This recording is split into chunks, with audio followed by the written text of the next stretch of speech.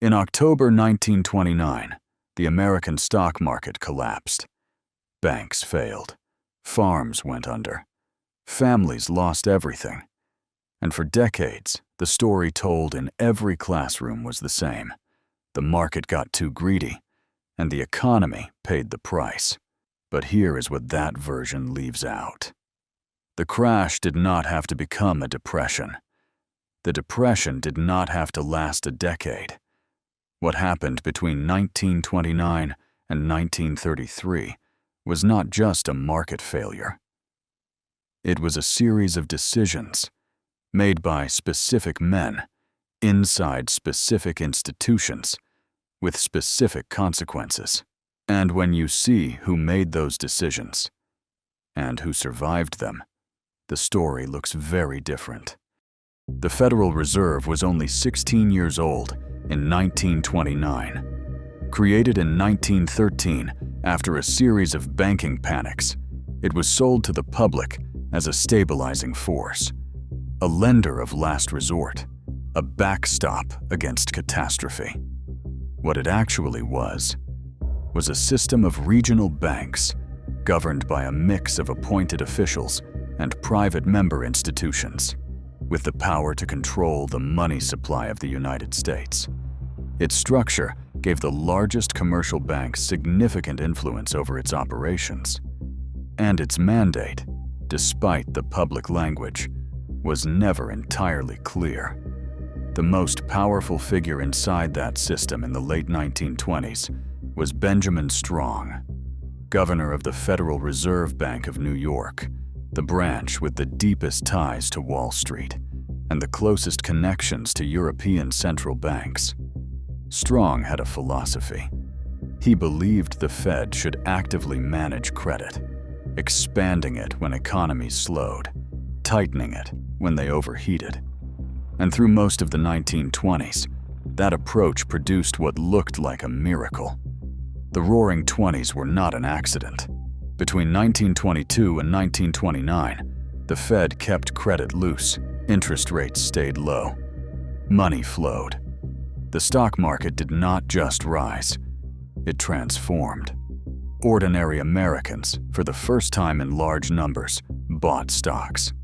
Many of them bought on margin, borrowing most of the purchase price, betting that prices would keep climbing. By 1929, the Dow Jones had tripled in less than 5 years. Real estate boomed. Consumer credit expanded. The whole economy was running on borrowed money and borrowed time. If that already feels familiar, stay with this. Benjamin Strong died in October 1928. His death left the Federal Reserve without a dominant voice at exactly the wrong moment. What came next was not bold leadership. It was paralysis. And in central banking, paralysis kills. After Strong died, power at the Fed fractured. The New York branch, the regional banks, and the Federal Reserve Board in Washington all had different views and competing priorities. No single figure had Strong's authority to force consensus.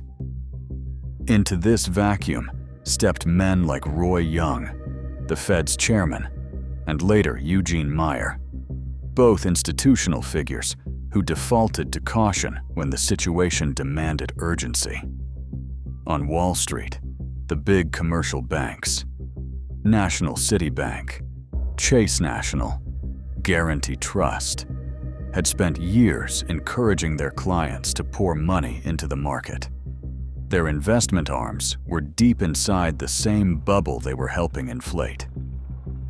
And in Washington, the Hoover administration watched the deterioration with a conviction that suffering was, to some degree, corrective, that the excesses of the 20s needed to be absorbed before genuine recovery could begin. These were not stupid men. They were men with a framework, and that framework was about to destroy millions of lives. On October 24, 1929, Black Thursday, the New York Stock Exchange collapsed in a wave of panic selling. Margin calls went out across the country. Investors who had borrowed to buy now had to sell at any price to cover their debts. The selling fed more selling. In the days that followed, the market lost nearly a quarter of its value. But here is the part the standard narrative skips past. A stock market crash by itself does not necessarily create a depression. Markets crash. They recover. History is full of examples. What turned this crash into something different, something catastrophic, was what happened to the banks. As stock prices fell, the loans banks had extended against those stocks became worthless.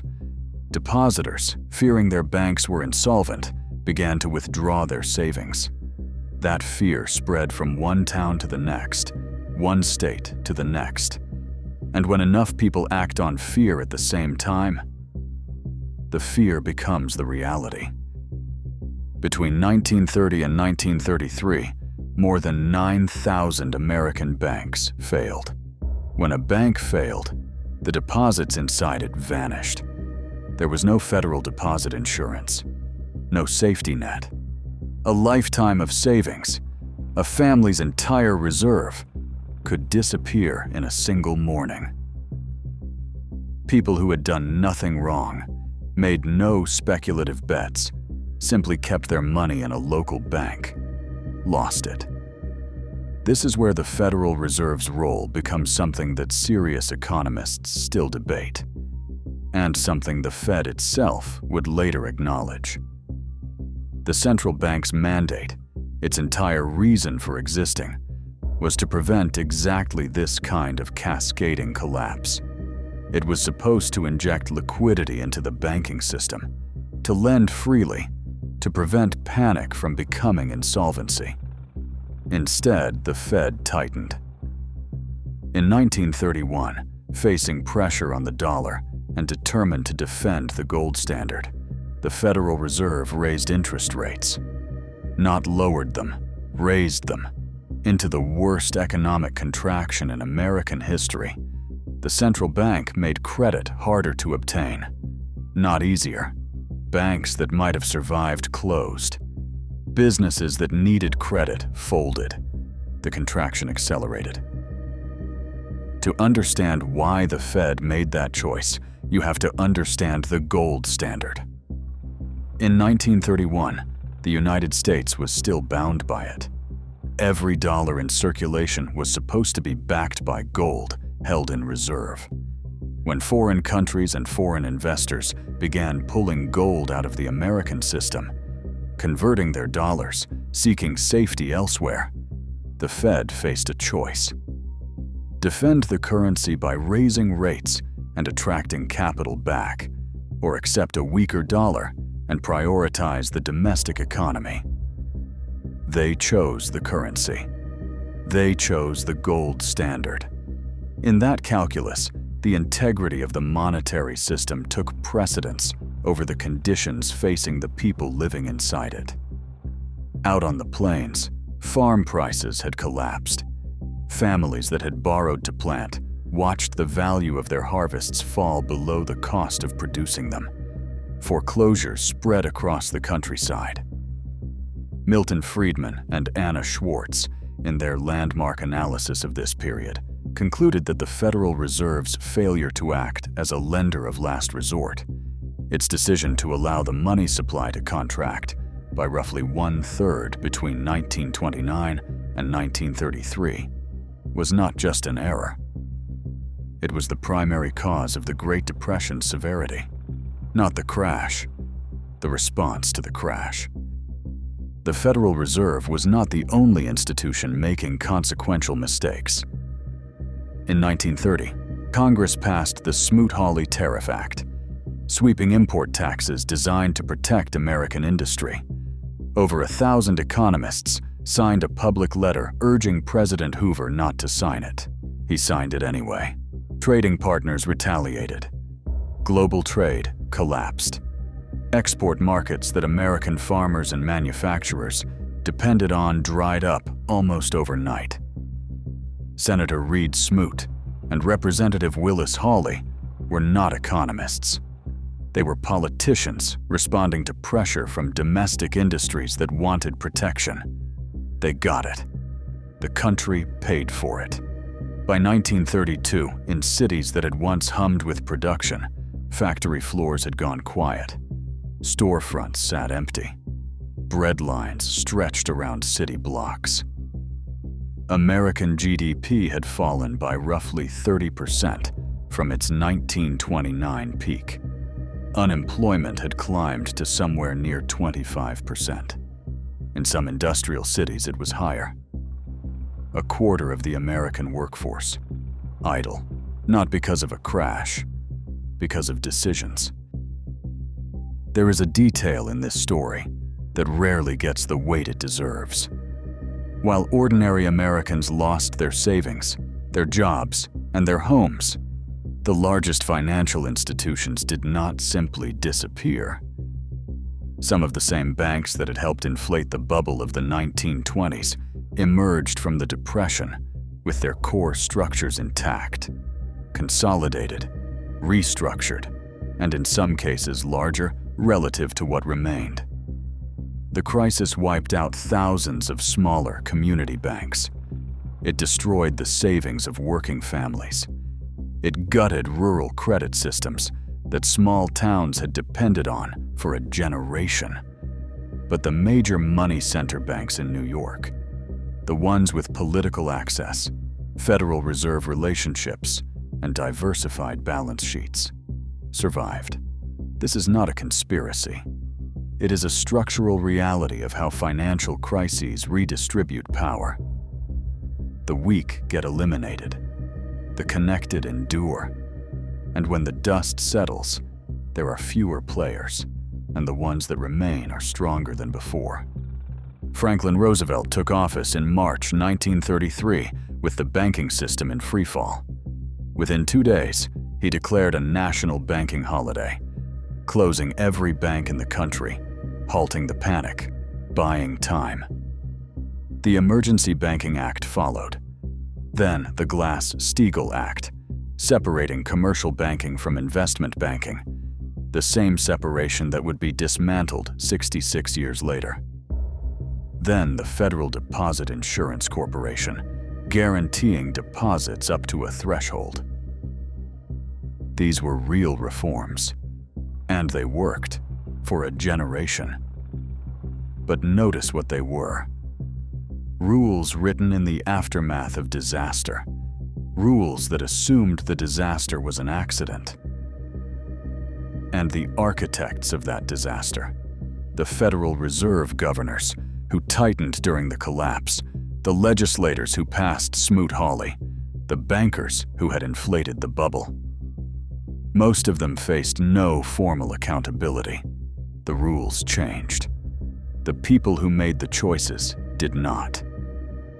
Here is the pattern. Easy credit inflates an asset bubble.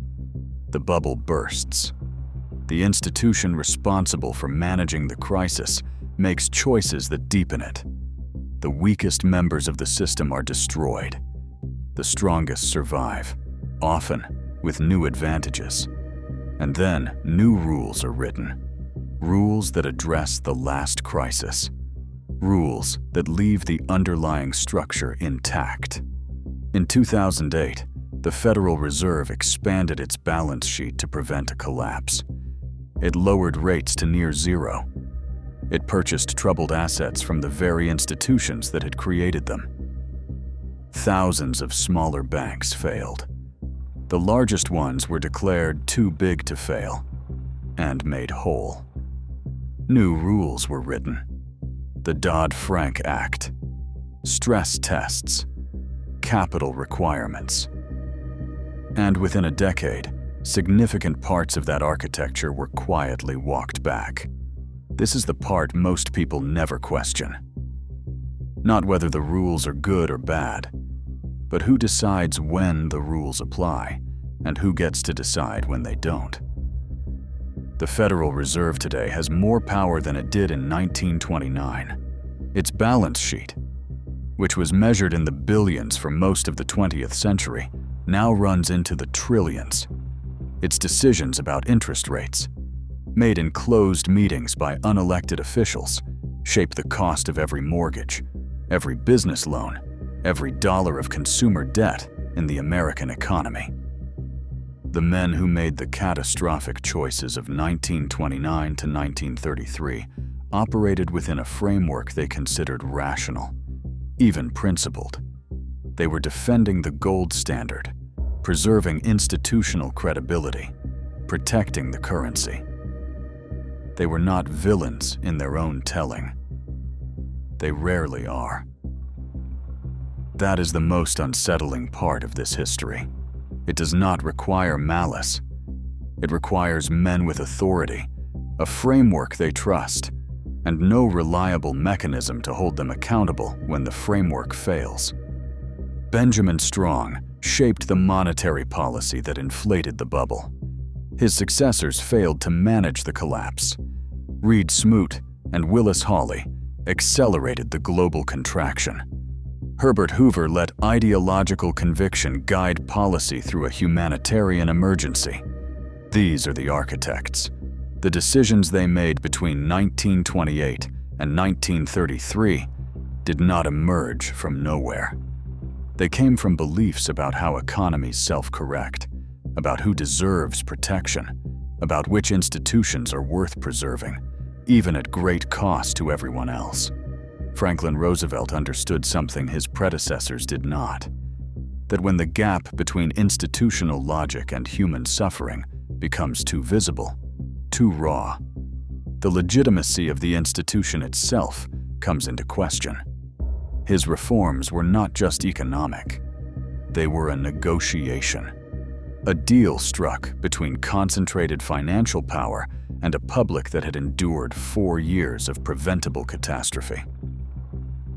That deal held for roughly 40 years. Then it was renegotiated. 10,000 banks. A quarter of the workforce. 4 years of policy choices that deepened every wound they could have closed.